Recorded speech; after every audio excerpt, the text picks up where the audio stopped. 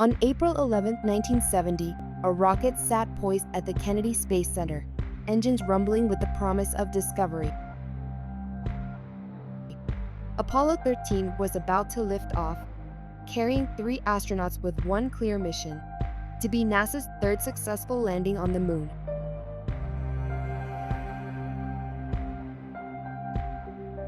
But fate had other plans. Just 2 days into the journey, a catastrophic event transformed their mission of exploration into a battle for survival in the endless void of space. Meet the crew. At the helm was Jim Lovell, a seasoned commander who'd orbited the moon on Apollo 8 and now looked forward to landing on its surface.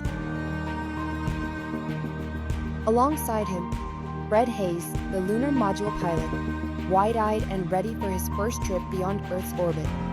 And stepping into the mission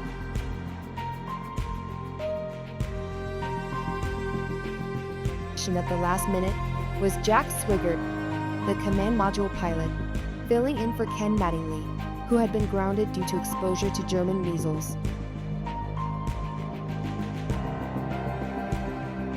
Initially, Apollo 13 seemed destined for success.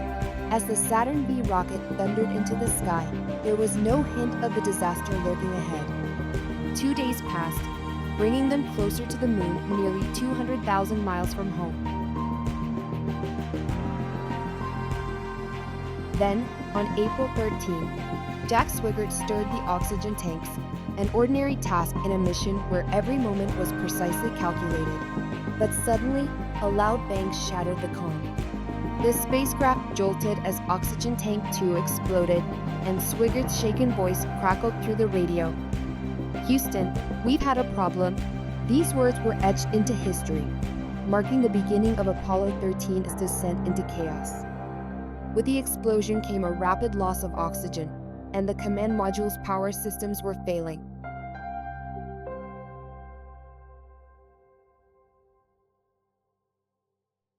They weren't going to the moon anymore, they were fighting just to survive. Forced to abandon Odyssey, their primary vessel, the crew took refuge in the lunar module, Aquarius, a vehicle designed only for short lunar excursions, not as a lifeboat through space. Aboard Aquarius, hope fades and ingenious solutions begin. Aquarius wasn't built to sustain 3 people for long, let alone the journey back to Earth. Power was scarce, the water supply dwindled by the hour, and carbon dioxide levels were rising. With the barest minimum systems running, the crew huddled together, their breath misting in the cold as the temperature inside the cabin dropped to near freezing. Back on Earth, mission control became a hive of determination. Engineers and scientists worked non-stop, wrestling with a seemingly unsolvable problem: how to fit a square carbon dioxide filter from the command module into the round filter holder in Aquarius.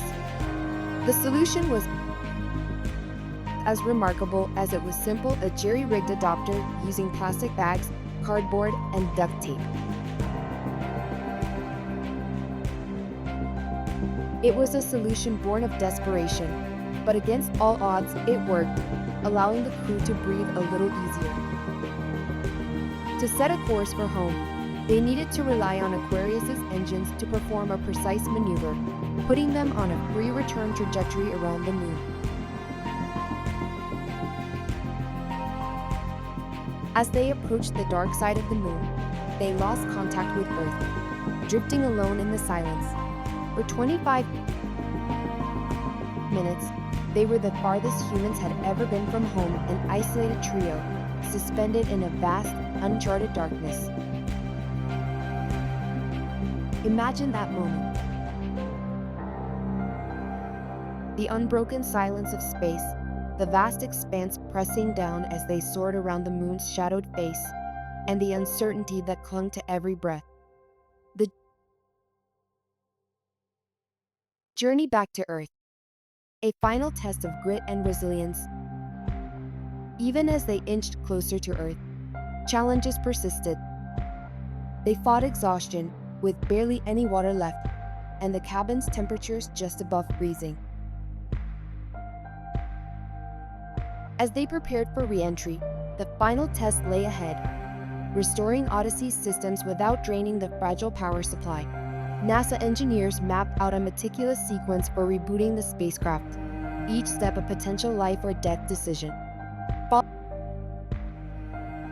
Following each instruction precisely, Lovell, Swigert, and Haise initiated the power-up sequence. When they finally neared Earth, they jettisoned Aquarius, their loyal lifeboat, hoping the command module's heat shield would endure the fiery descent. The silence of re-entry blackout seemed to last forever. As minutes ticked by, those on Earth held their breath, fearing the worst. Then, in a burst of static, Odyssey's voice broke through. "Hello, Houston. This is Odyssey. It's good to see you again." Moments later, the spacecraft's parachutes deployed, and Apollo 13 splashed down safely in the Pacific Ocean on April 17, 1970. They had defied the odds, surviving a harrowing journey that nearly cost them everything. Apollo 13 went down in history as NASA's successful failure. It wasn't a mission to the moon, but a testament to human resilience, ingenuity, and the will to survive.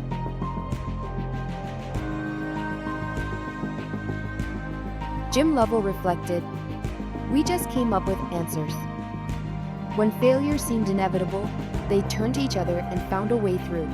Today, Apollo 13 isn't remembered for what went wrong, but for what humanity achieved in the face of overwhelming adversity.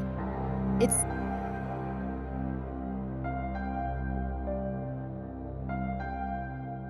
stands as a tribute to the spirit that keeps us reaching for the stars even when they seem out of reach. If you enjoyed this journey, please like, share, and subscribe for more tales of exploration.